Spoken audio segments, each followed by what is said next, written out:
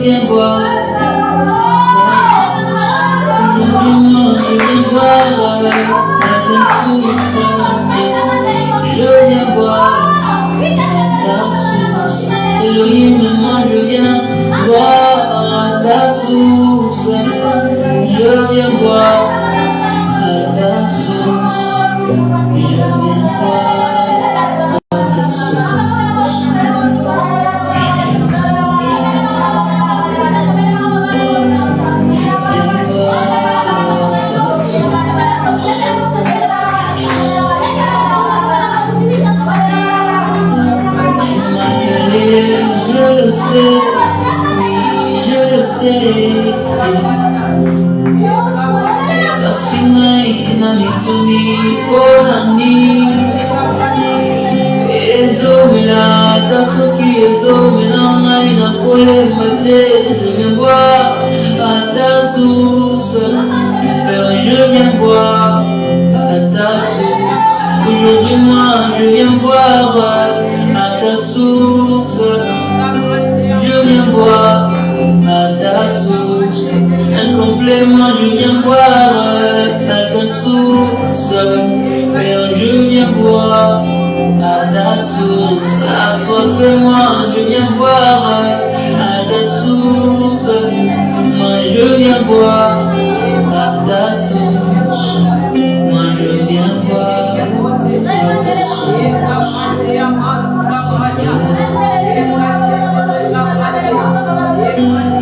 viens boire à ta source.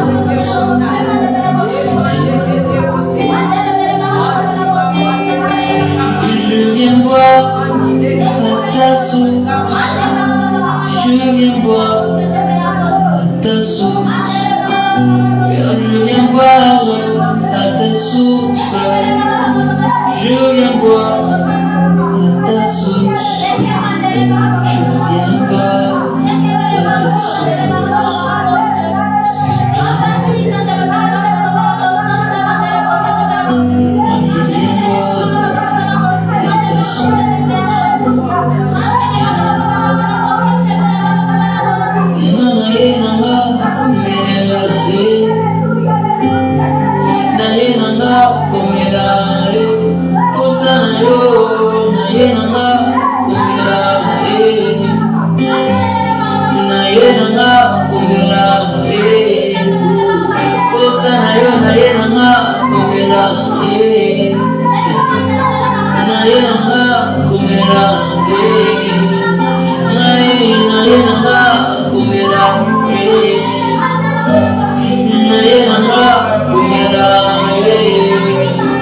Oh mon papa, je viens boire à cette source.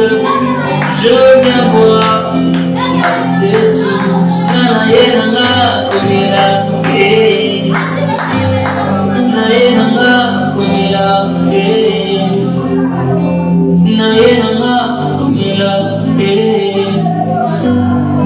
nayenanga komela.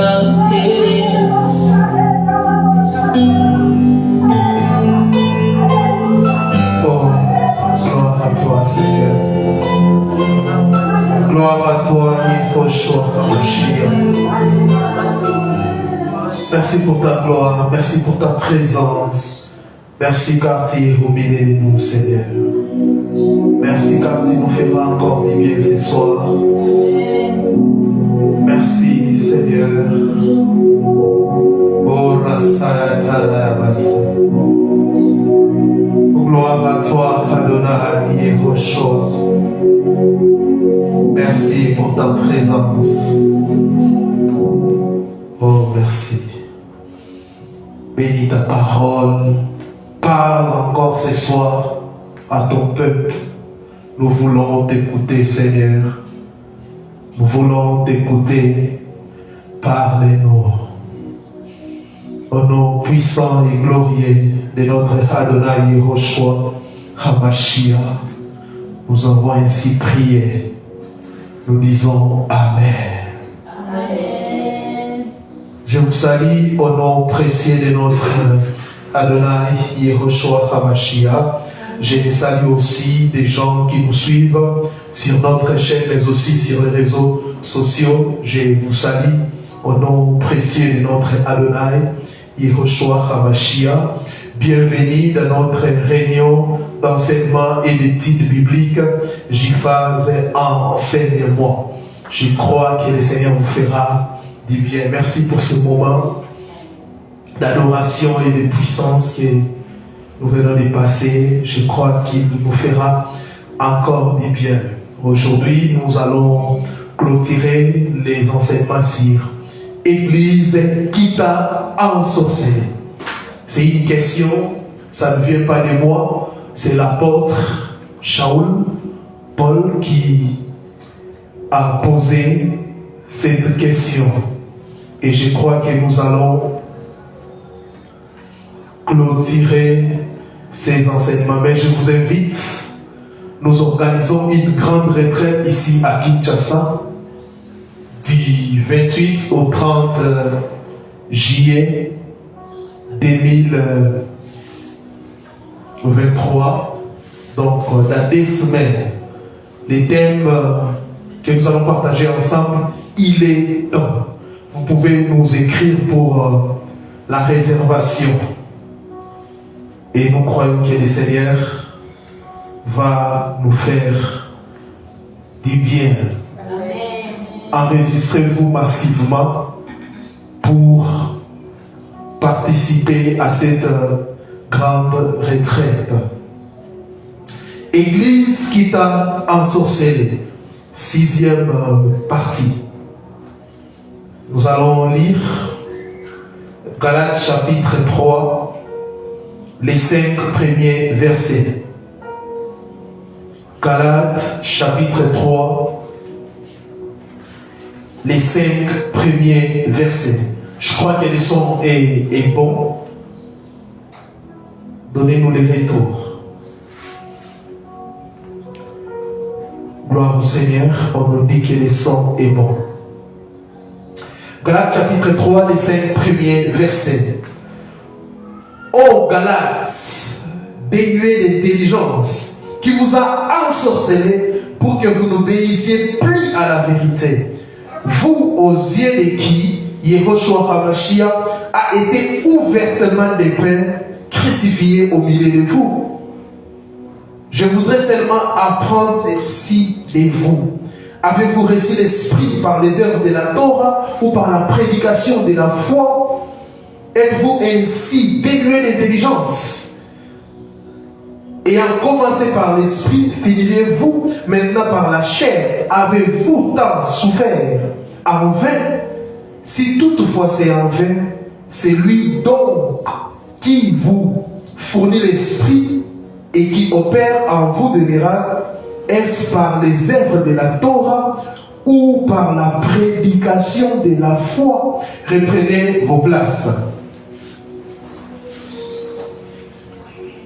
Dans notre version, c'est écrit Galates insensés, dénués d'intelligence, dépourvus de sens. En lingala, c'est encore mieux, l'iboma, la folie. Qui vous a ensorcelé? Qui vous a envoûté? Qui vous a fasciné? Ce que l'église de Galates était en train de faire, ce n'était pas normal. Paul a compris qu'il y a une main noire spirituelle. Galates, j'ai proclamé la mort et la résurrection de Yehoshua, mais aujourd'hui vous abandonnez la prédication de la croix. Non, quelqu'un vous a ensorcelé, quelqu'un vous a envoûté, quelqu'un vous a enchanté. Ce qui se passe à l'église actuelle, c'est de la sorcellerie pure et simple. Parce que l'église actuelle est en train de faire plus que Galates. Pourquoi Paul a dit, pourquoi Paul a qualifié ce que l'église de Galates était en train de faire de la sorcellerie, de l'envoûtement? Pourquoi? Le point 0, nous allons voir les contextes Les contextes, c'est très important quand vous êtes en train d'analyser un texte, un message. C'est très important de tenir toujours compte du contexte. Écoutez, Paul a bâti plusieurs églises pendant ses voyages missionnaires. L'église d'Éphèse, Galates, Corinthe, ainsi de suite. Et après avoir bâti une église, Paul établissait les dirigeants. Il établissait les anciens ou un responsable. Après avoir bâti une église, Paul établissait les anciens, les dirigeants ou les responsables. Soit il établissait l'aide de ses fils. C'est comme avec l'église d'Éphèse, où il a établi Timothée comme pasteur à Éphèse. Et quand il y avait un problème, les églises écrivaient à Paul. Suivez-moi. Et Paul répondait par des lettres. Aujourd'hui, ces lettres sont considérées comme des épîtres. Quand il y avait un problème, les églises que Paul avait bâties écrivaient à Paul et Paul répondait. Ou encore, soit les églises écrivaient, ou soit les gens venaient rapporter à Paul. Soit ce sont les églises que Paul a bâties, ces églises-là écrivaient à Paul pour dire nous avons tel problème, soit des gens venaient rapporter à Paul, comme dans 1 Corinthiens chapitre 1er, le verset 11, nous allons voir 1 Corinthiens 11, il est écrit: car mes frères, j'ai appris à votre sujet par les gens de Chloé qu'il y a des disputes au milieu de vous. Donc les gens de Chloé ont informé à Paul. Et Paul, comme apôtre, il a recadré des choses. Il y avait un problème à l'église de Corinthe, mais les gens de Chloé ont informé à Paul. Et Paul a écrit pour dire pourquoi il y a des divisions. Il y a des gens qui se reconnaissaient plutôt comme étant d'Apollos et d'autres personnes de Paul. Et Paul a pris le bâton apostolique pour recadrer les choses. Alléluia. C'est Yehoshua qui fait croître. C'est Yehoshua qui est le maître. Alléluia. Amen.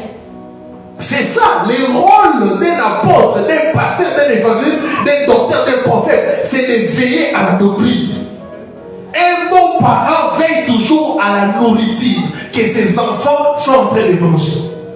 Un apôtre, un père veille toujours à la doctrine. Mais aujourd'hui, nous avons des pères irresponsables. Nous avons des pères qui ne veillent pas à la doctrine. Nous avons des pères qui ne sanctionnent pas. Nous avons des apôtres qui n'arrivent même pas à sanctionner les gens qui se méconnaissent. C'est un sérieux problème. Paul réagissait. Paul recadrait. Paul veillait à la saine doctrine. La mission principale d'un homme d'Élohim, la mission principale d'un serviteur d'Élohim, c'est de veiller à la doctrine. Tu n'as pas dit Amen parce que là où tu es, on ne veille pas à la doctrine. Et qu'est-ce qui s'est passé là? Nous sommes toujours dans les premiers points où nous sommes en train de faire une analyse contextuelle. Donc, il y a une question. Qu'est-ce qui s'est passé en Galate? Nous avons vu que Paul écrivait ou répondait à des lettres pour recadrer des choses. Mais qu'est-ce qui s'est passé en Galate? Écoutez-moi bien. Vous devez comprendre et noter ces choses. Car c'est très nécessaire. C'est le temps d'histoire où plusieurs fausses doctrines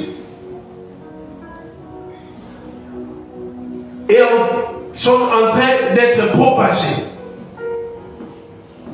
Paul, après avoir bâti l'église de Galates, il a présenté Yehoshua crucifié. C'est écrit, je pense, dans Galates chapitre 3, le deuxième verset, où Paul est en train de dire qu'il a présenté Yehoshua crucifié. Paul, il a présenté Yehoshua crucifié, il a présenté Yehoshua comme étant l'accomplissement de la loi. Amen. Il a présenté Yoshua comme étant l'unique sauveur. Il a présenté Yoshua comme les seuls noms, les noms de Yoshua, comme les seuls noms qui apportent les saluts. Paul prêchait l'évangile. Paul proclamait la vérité.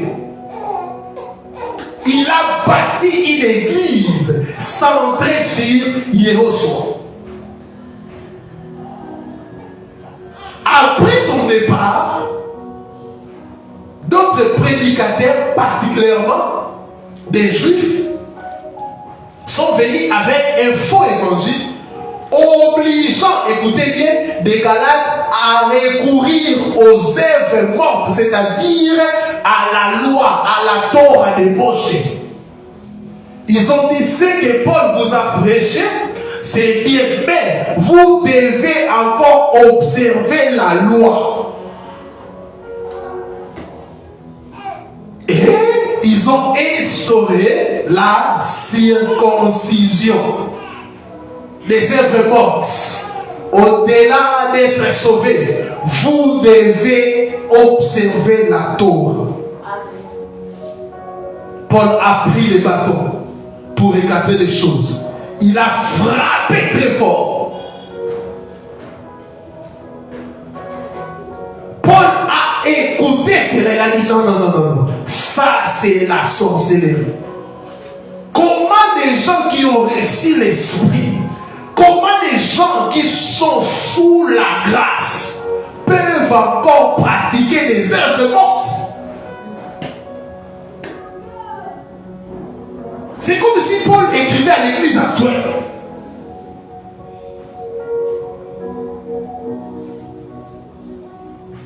Quatrième point, quand est-ce l'église? Neuvième point, l'église devient ensorcelée quand il mélange la loi et l'évangile. L'église devient ensorcelée quand il mélange la loi et l'évangile.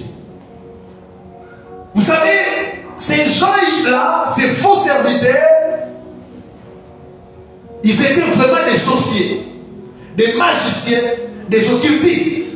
Je vais vous les démontrer. L'église devient ensorcelée quand il mélange la loi et l'évangile.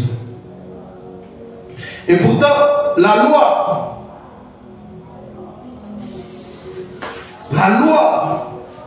c'est un pédagogue qui conduit au Mashiach. Je le répète, la Torah, c'est un pédagogue qui conduit au Mashiach. Je le répète encore, je crois que plusieurs ne comprennent pas. La Torah est un pédagogue qui conduit au Mashiach. Amen. Galates 3, 9 à 25.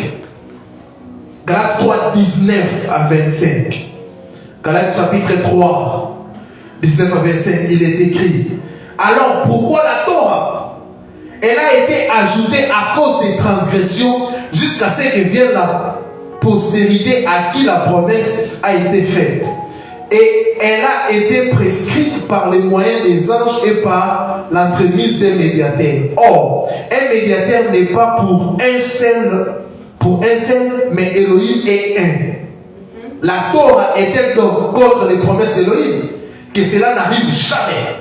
Car s'il avait été donné une Torah qui puisse donner la vie, la justice viendrait vraiment de la Torah. Il explique. Quand vous lisez les épîtres de Paul, vous ne pouvez plus être ensorcelé par des gens qui veulent judaïser l'église du Seigneur. Mais l'Écriture a enfermé ensemble toutes choses suivies sous les péchés afin que la promesse soit donnée par la foi à Yehoshua HaMashiach à ceux qui croient. Le verset 23. Or, avant que la foi vienne, nous étions gardés sous la Torah, enfermés ensemble en vue de la foi qui devait être révélée. Waouh, il explique. Verset 24. Ainsi la Torah a donc été notre pédagogue.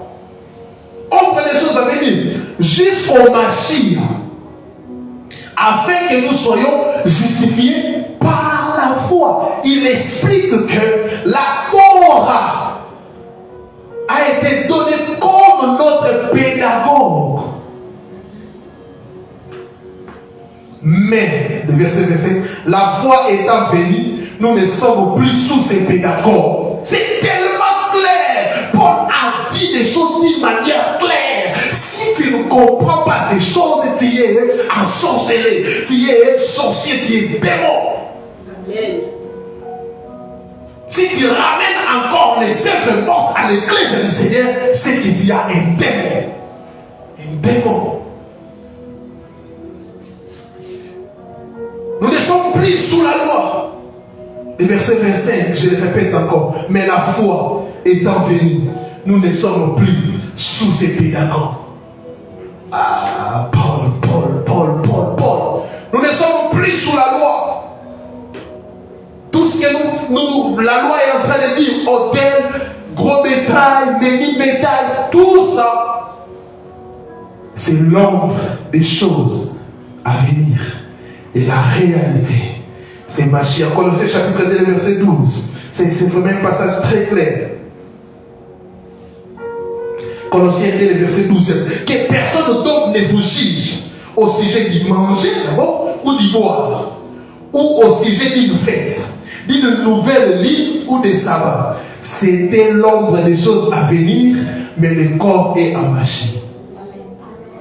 Les pasteurs, les prophètes féticheurs aiment la loi. Pourquoi? Suivez-moi.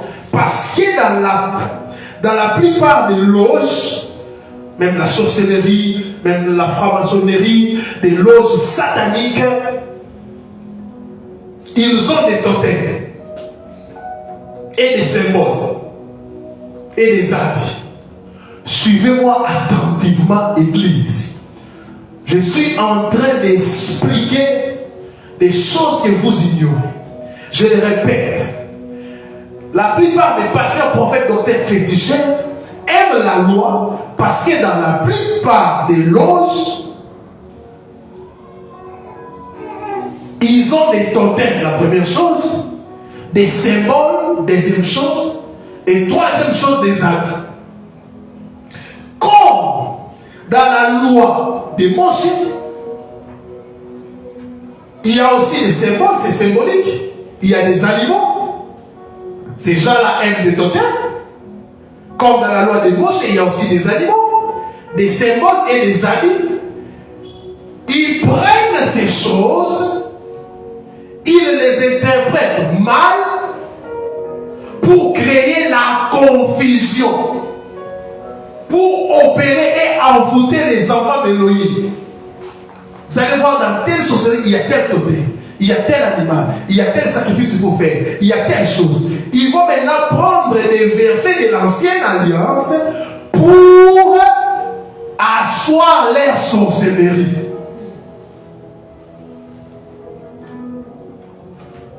C'est pour cela Paul, lui-même qui connaissait la loi, lui-même qui avait une expérience avec le monde spirituel, vous savez qu'il est écrit que Paul l'a dit, il a combattu contre des animaux. Il a dit ça. Même quand Yoshua était dans Matthieu chapitre 4, quand Yoshua était poussé par l'esprit au désert, la Bible dit qu'il y avait des animaux. Alors que nous savons tous que dans le désert, c'est un lieu aride.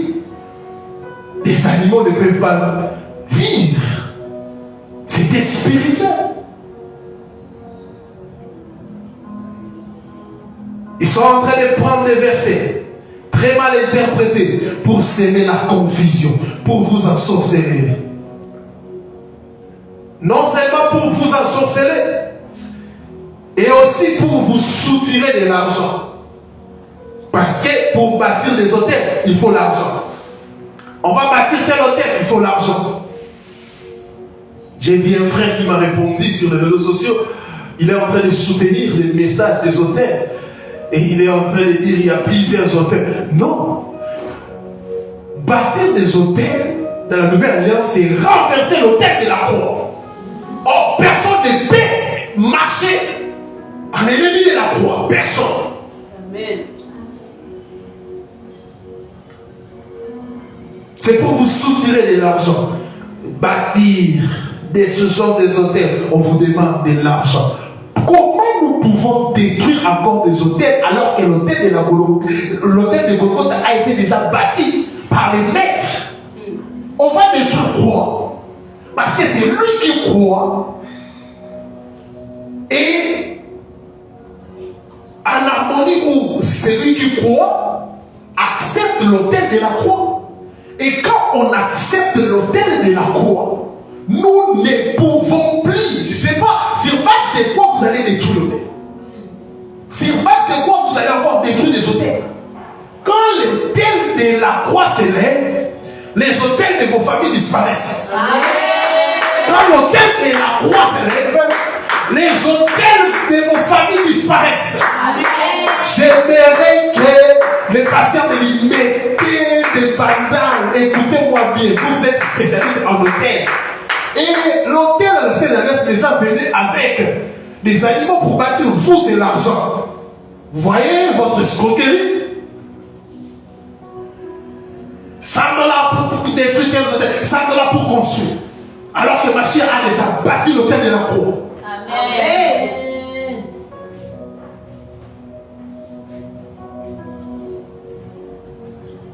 Parce que c'est pour vous soutirer de l'argent. Parce que quand il y a des symboles dans l'ancienne alliance, on vous dira d'acheter des choses. C'est pour cela, dans ces endroits-là démoniaques, on vous vend de l'huile, des talits. Vous devez acheter. Écoutez, même à l'église des Galates, pourquoi ces juifs-là disaient à l'église des Galates de faire la circoncision? Parce que la circoncision était payante. Vous devez payer la personne qui va vous circoncire. Vous devez les payer. Vous voyez maintenant, les agents du diable marchent non seulement avec les envoûtements, mais la cupidité aussi.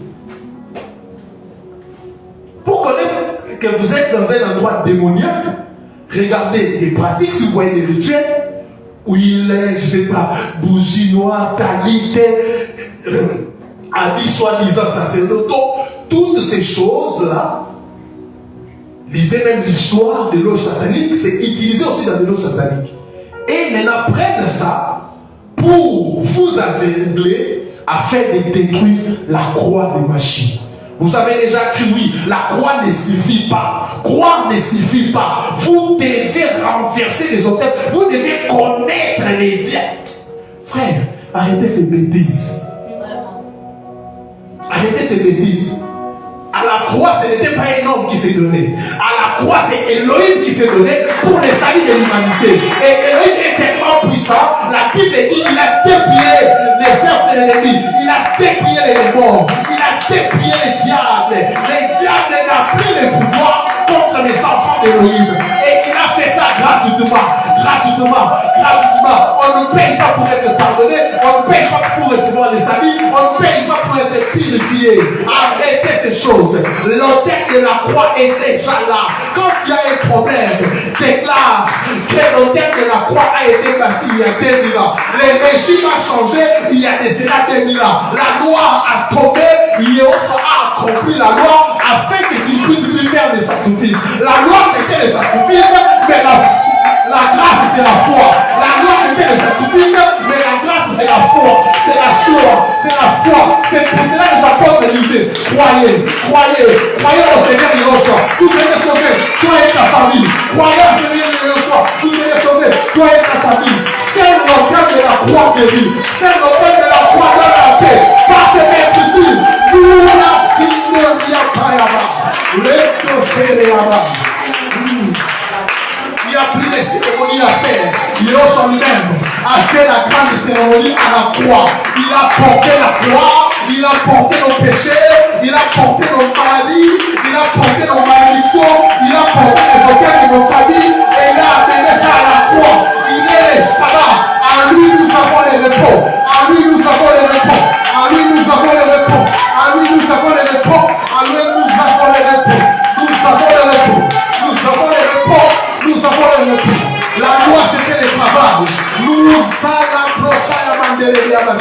C'est les sabbats, les sabbats, les sabbats, les sabbats, les sabbats, les sabbats. Il est le véritable sabbat. Il est le véritable sabbat. Il donne la paix, il donne la joie, il donne la délivrance. Il nous a rachetés à un grand prix. Arrêtez de courir derrière les faux prophètes. Arrêtez de remplir les œuvres. Chacun ne n'a pas les œuvres mortes. Mais courez derrière l'agneau qui ôte le péché du monde. Courez derrière l'agneau qui ôte le péché du monde.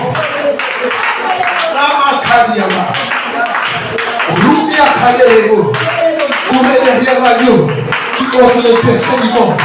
Courez derrière l'agneau qui ôte le péché du monde. Courez derrière l'agneau qui ôte le péché du monde. Courez derrière l'agneau qui ôte le péché du monde. Arrêtez de faire des cérémonies de purification.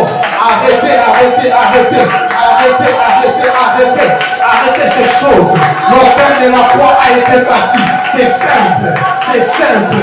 Ce n'est plus par nos efforts, mais c'est par la foi. C'est par la foi. C'est par la foi.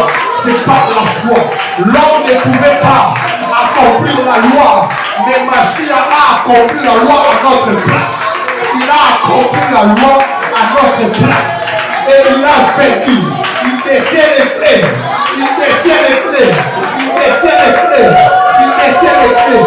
Le message de la présence, ça va revenir à l'église du Seigneur.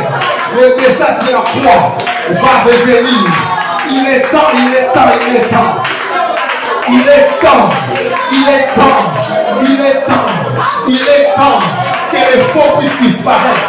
Il est temps que les bleus puissent croître. Il est temps, il est temps, il est temps, il est temps. Fini la manipulation, fini les faux évangiles. Avant l'enlèvement, l'église du Seigneur véritable va se réveiller pour proclamer la croix, pour proclamer la croix, pour proclamer la croix. Tout ne tournera plus sur l'argent, tout ne tournera plus sur les spectacles, mais sur la foi véritable. La Bible dit, nous sommes sauvés par la foi et non par les œuvres. Par la foi et non par les œuvres. Par les œuvres. Par les œuvres. Non, non, non, non. Tout ce que l'homme a pu faire dans l'ancienne alliance, ça n'a pas abouti à la rédemption. Ça n'a pas abouti à la rédemption. Échec sur échec. Mais quand il est au soir, Mashiach est venu, il a déclaré, il a dit, je suis la vérité, la vie. Le chemin. Je suis le chemin. Quiconque croit en moi ne mourra plus. La Bible dit, il n'y a plus de condamnation pour ceux qui sont en Mashiach. Car la loi de l'esprit de vie en Mashiach va franchir. Va franchir. Va franchir. Il est la vérité. Il dit ceci, vous connaîtrez la vérité et la vérité vous affranchira. C'est la connaissance de la vérité qui a franchi. Il t'a dit que tu es déjà affranchi. Mais pourquoi on te fait encore porter les fardeaux de ta famille? Pourquoi on te fait porter encore des fardeaux? Des fardeaux, des fardeaux. Tu as cru, mais quoi? Il a tout accompli. Il a tout accompli. Si quelqu'un te demande une dette, on avait une dette. À la CNRS, on avait une dette. Impayée. Même Moïse n'a pas pu payer cette dette. Même Abraham n'a pas pu payer cette dette. D'ailleurs, Abraham avait sur les défauts. Moïse était colérique, il avait les défauts. Ni Élie, il avait les défauts. Il avait fui devant les faux prophètes. Qui a encore qui c'était qui dans la CNRS? David. David avait les défauts. Oui, il a commis un péché. Personne ne pouvait payer la dette parce que aucun prophète ou aucun envoyé était parfait. Mais quand Yehoshua Mashiach est venu, la Bible est en train de dire à lui, il n'avait pas de péché. Il était parfait. le parfait qui peut délivrer le parfait. Amen. Or, dans l'ancienne alliance, personne n'était parfait.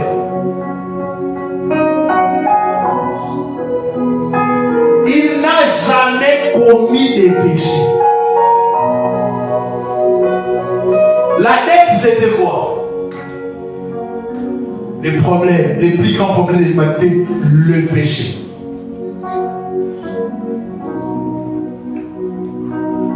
Jean-Baptiste avait pour mission de présenter le Seigneur Yahushua. Et quand on présente une personne, on doit la soukariya bakayawasha. On doit mentionner sa mission.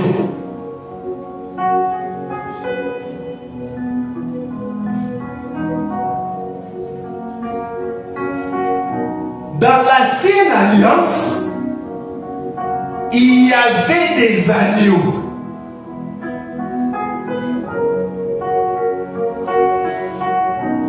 Mais ces agneaux-là avaient l'air propriétaires. Quand Jean-Baptiste se présente, Yehoshua, il dit ceci: voici l'agneau.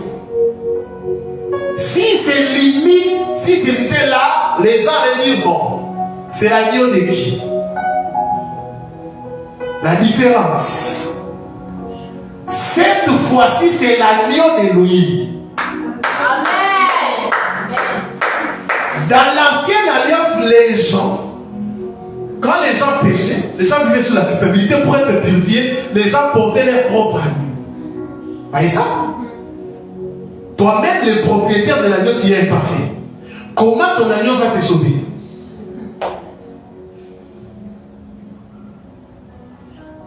Dans la nouvelle alliance, Elohim lui-même s'est donné. Amen.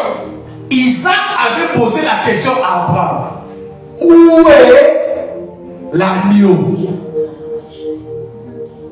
Cette question est restée sans réponse jusqu'à ce que Jean-Baptiste.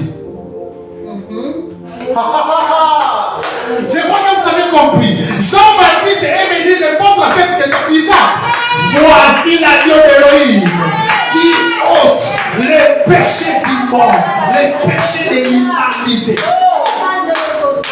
Un merveilleux message. Et Paul s'étonne à Paul. Qui accusera les élus? Il pose une question. Qui condamnera les élus?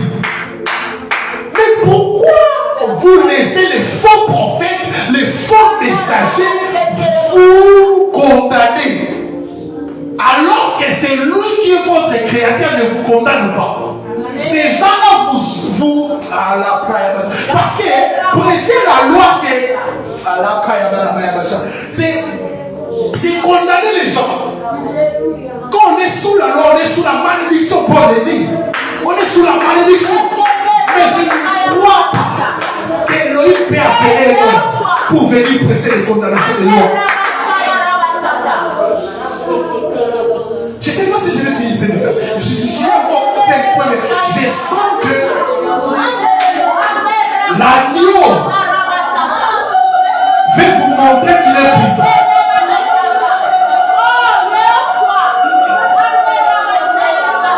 Qui vous condamnera?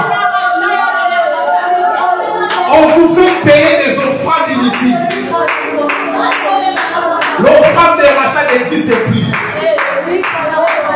C'est de la cupidité. Si quelqu'un te demande l'offrande de rachat, c'est cupide. Car la personne qui nous a racheté, c'est Yoshua Mashiach.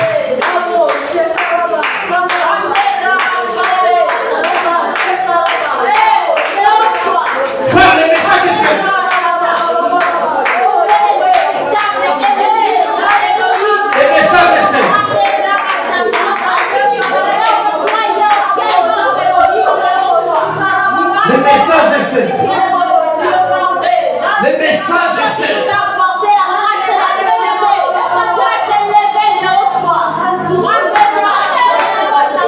La loi contient beaucoup de faiblesses.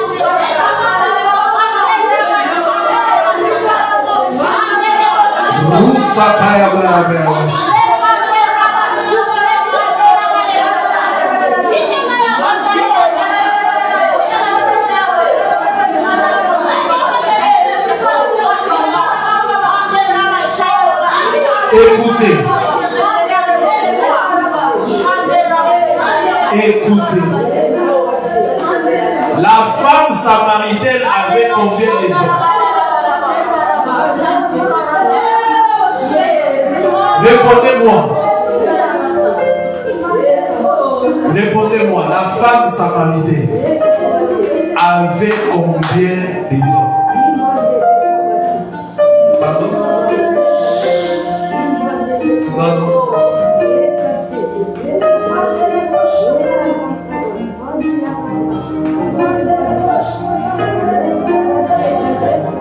Lisez vos Bibles. Pourquoi ces gens-là vous manipulent? Parce que vous ne lisez pas. Une question simple.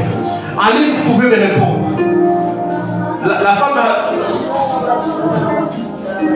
La femme samaritaine avait combien de maris?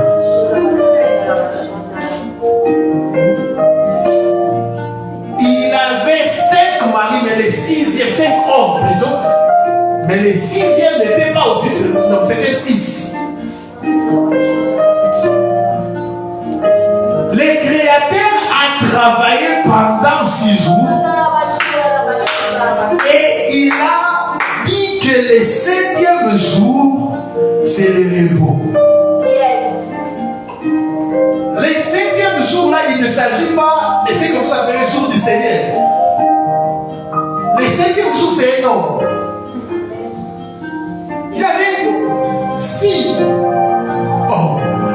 Mais la femme samaritaine n'a pas reçu toujours le repos, malgré qu'il avait 6.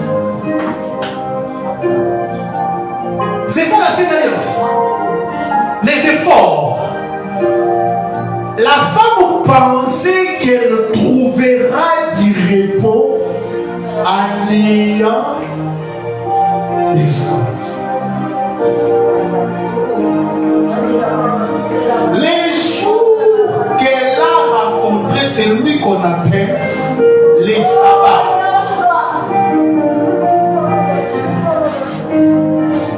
Les 7e jour, chiffre 7 de la perfection. C'est pour cela qu'il nous a sanctifiés. Pourquoi? Il est le chiffre 7 qui est la perfection. Il est le 7e mari qui vient donner du repos. C'est pour cela qu'il dit, venez avec tout ce qui est fatigué, chargé, je vous donnerai du repos. Prenez mon jour, et tout est léger. Prenez mon jour, et tout est léger. Mais toi, tu viens encore me faire porter des fruits.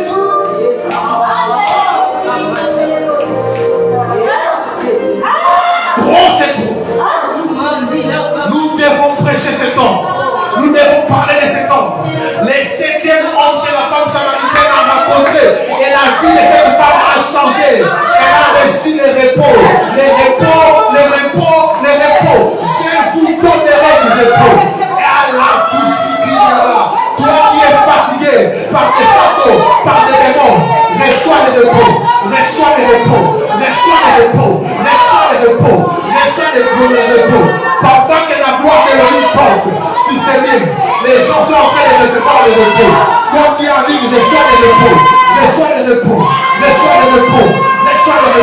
Sois restauré. Au nom de Yeshua, sois restauré. Au nom de Yeshua, sois restauré. Au nom de Yeshua, qui est le repos, qui est le Shabbat. La soulevée de l'eau. Prions. Je n'ai pas fini le message de prière.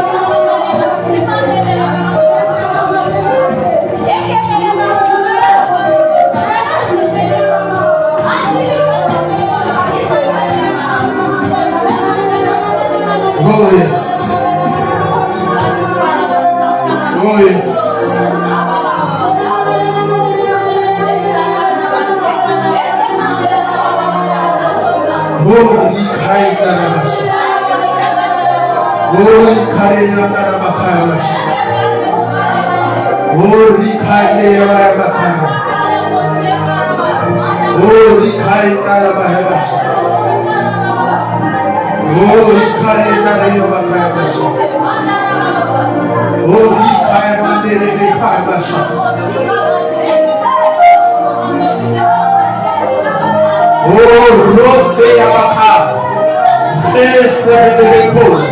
Recevez le repos.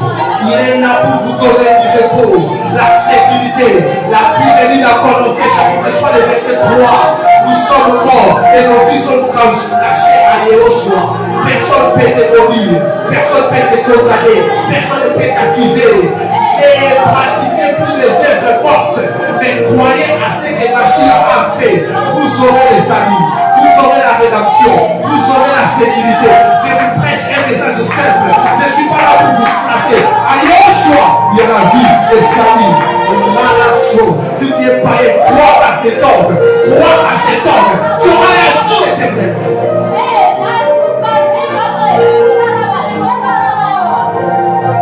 Oh yes. Yes. Priez. Il est là. Là, vous dites à lui, montez.